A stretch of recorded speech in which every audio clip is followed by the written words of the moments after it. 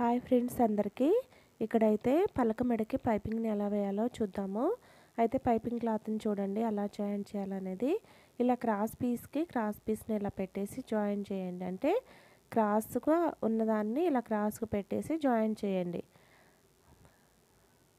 మనకి స్ట్రైట్గా జాయిన్ చేయటం అనేది కాదండి, ఇదిగో ఇలా జాయిన్ చేయండి.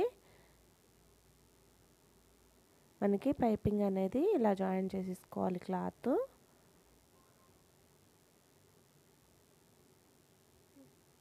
ఇప్పుడు మనము పైపింగ్ ఎలా వేసుకోవాలనేది చూద్దాము. అయితే ముందుగా మనం ఏంటంటే పైపింగ్ క్లాత్ని ఒక పావించ ఫోల్డ్ చేసేసి కుట్టేసుకోవాలన్నమాట.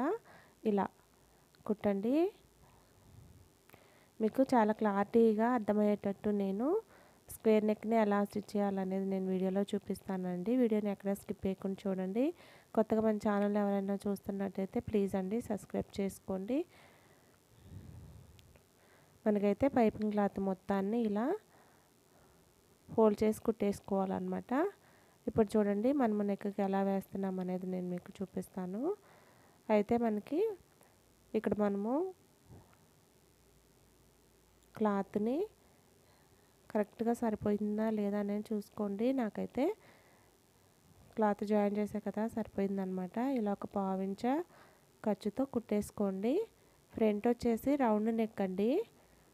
మనకి బ్యాక్ వచ్చేసి పలక మెడ అనమాట, స్క్వేర్ నెక్.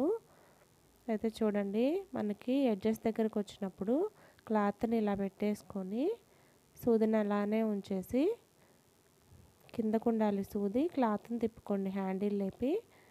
ఇప్పుడు సేమ్ మనము ఈ ఎడ్జెస్ దగ్గర సూదిని అలానే ఉంచేసి క్లాత్ని తిప్పేసుకొని స్టిచ్ చేసుకోవాలన్నమాట.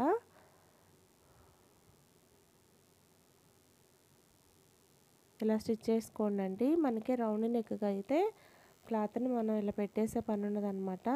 అయితే స్క్వేర్ నెక్కి మాత్రమే, స్టార్ నెక్ మాత్రమే ఇలా ఎడ్జెస్ దగ్గర పెట్టాల్సి వస్తుంది, తప్పదు. అయితే మనము ఎడ్జెస్ దగ్గర కట్స్ పెట్టేసుకోండి. తర్వాత మనకు ఫ్రంట్ రౌండ్ నెక్ దగ్గర కూడా ఇలా కట్స్ పెట్టేసుకోండి. పెట్టేసుకున్న తర్వాత ఇప్పుడు మనము థ్రెడ్ పెట్టి పైపింగ్ వేసుకుందాము. అయితే థ్రెడ్ని చూడండి ఇలా ఒక హాఫ్ ఇంచ్ బయటకు ఉండేటట్టు పెట్టేసి కుట్టు పక్కనే థ్రెడ్ పెట్టేసి ఫోల్డ్ చేసి స్టిచ్ చేసుకోండి. అంతేనండి, ఈజీయే, చక్కగా కుట్టుకోవచ్చు. ఏంటంటే మనం ఇంట్లో కూర్చొని ఏమి మామూలుగా మనం ఒకళ్ళ దగ్గర చేయి చాపేదానికంటే మనకు వచ్చిన వర్క్ని ఇలా చేసుకోవటం మంచిది కదండి. ఎందుకంటే అస్తమానం ఒకళ్ళ మీద ఆధారపడలేం కదా. మన చేతిలో ₹1 ఉండాలంటే మనం ఎలాగైనా మనకు వచ్చిన పనిని మనం కష్టపడాలి, తప్పదు. ₹1 రావాలంటే కష్టపడాలి కదా. మనకి చక్కగా ఇంట్లోనే ఉండేసి ఇలా కుట్టుకునే వాళ్ళు చాలామంది ఉన్నారు. ఇంట్లో వాటినే కాకుండా బయట వాటికి కూడా తీసుకోవడానికి ట్రై చేయండి.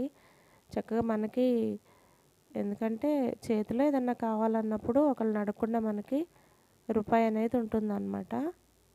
మనకి ఎడ్జెస్ దగ్గర సేమ్ మనం ముందుగా క్లాత్ని అలానే ఉంచి కుట్టుకున్నాము, సూదిని అలానే ఉంచి క్లాత్ని తిప్పేసుకోండి థ్రెడ్ పెట్టేటప్పుడు కూడా.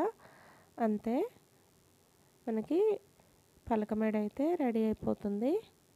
వీడియో నచ్చితే తప్పకుండా ఒక లైక్ చేయండి. కొత్త వారైతే మన ఛానల్ని సబ్స్క్రైబ్ చేసుకోండి.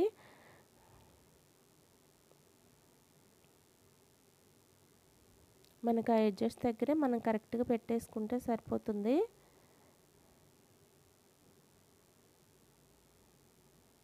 ఇలా స్టిచ్ చేసుకోవటమే అనమాట. రౌండ్ నెక్ అంటే దీనికంటే ఇంకా ఈజీగానే ఉంటుందండి.